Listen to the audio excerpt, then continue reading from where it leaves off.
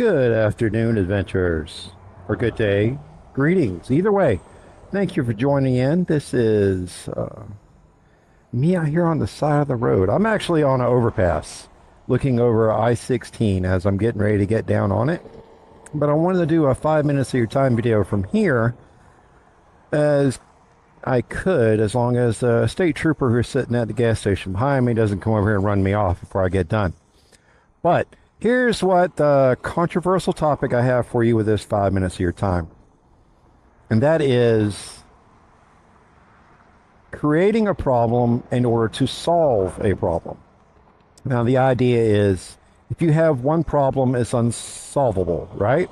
I think I've done a video on this before, but for my more newer adventures, I'll recover it for you.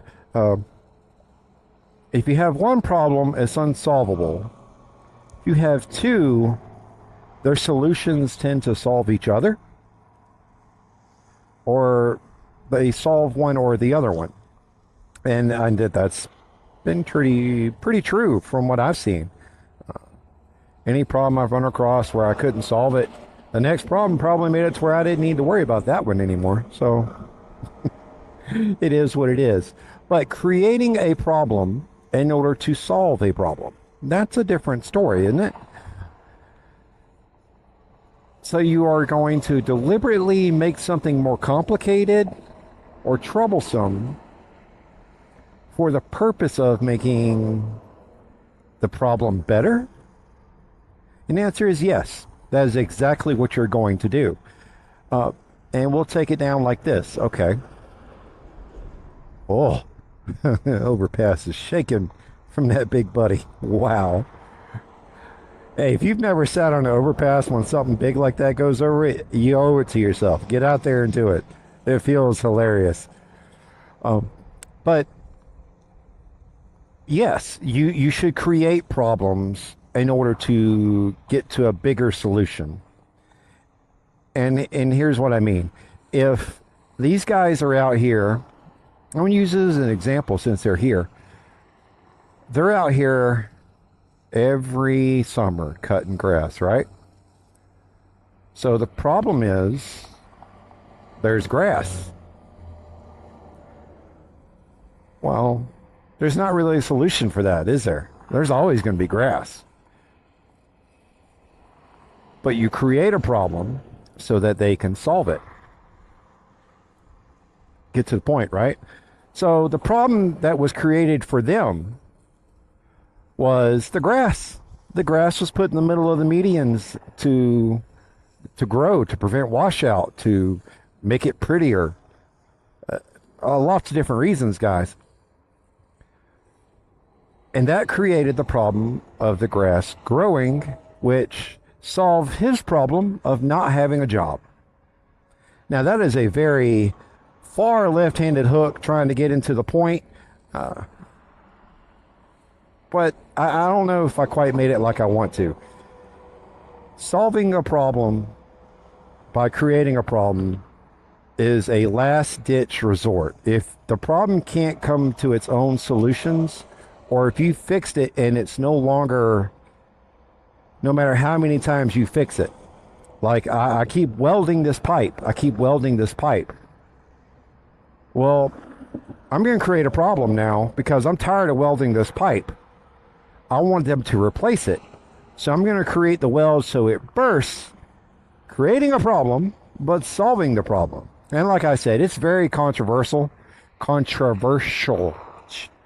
Y'all bear with me. It's been a long day and I'm still out here in the sun. But yeah, do you create problems to solve problems? Or are you just a problem solver? You could be both, right? I don't know. But anyway, guys, go support my friends, Forgotten Angels. They are problem solvers, 100%. I've never heard David create a problem without having a solution behind it. And what the Forgotten Angels does is they take the young men and women who have aged up through the foster care system and the abuse they've withstood in the foster care system. They take these young men and women and bring them in, give them a home, give them sanctuary, give them something to call their own. Give them an education. They teach them how to ride a motorcycle, how to drive a car, how to drive down the interstate. There's a lot of folks who can't do that very well.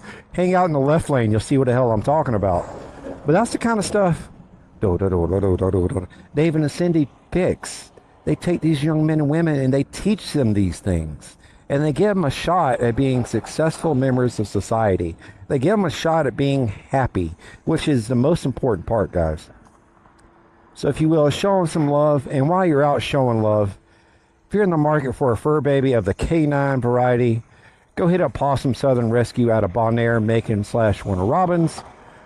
They adopt out, foster out, and rescue young little pups, old little pups, abused pups, all sorts, all kinds. And they could definitely use your help. I see a socket in the road ahead of me. I see a socket. The road gods are blessing me with a gift. So I'm gonna put this phone down, put the phone down. Clamp, clamp, clamp, clamp, clamp.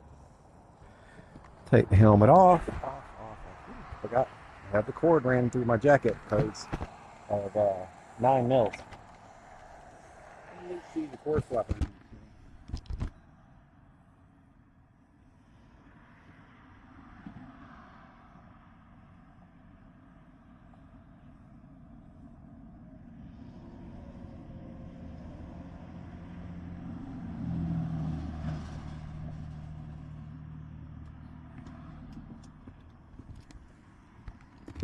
Hang on, guys, I'm coming. Modularize helmet. Come on, you can do it. Aha! There we go. I'm back. Ish. Ah, my earbud fell off. Shit. Alright, anyway. I have to show you this. I was just talking about my mic cord. And 9 mil is not liking the cord or zip ties flapping around. Found me a 9mm socket right here on the side of the road in front of me. That's going in the saddlebag. The road gods have blessed me with a 9 mil. You know what? And I realize my mic isn't really at my face where you can hear me very well, and I apologize if you couldn't hear any of what I just said. But that's not important. What I said is not important just then. What I said about Possum Southern Rescue and Forgotten Angels, that's important. That's what you need to pay attention to. So, adventurers, this is it for you with me right now. I'm going to let you go. I'm going to leave you here as I stroll on down I-16. You're in a safe spot. Safe-ish. I mean, you're on an overpass at the interstate. There's a gas station back there with a Georgia State Patrol sitting at it. He's in a Camaro, so he probably won't be there long. Dublin's that way. Macon is that way. And more nothing in those directions. All right, adventurers. Y'all take care, and I'll catch you on the next adventure.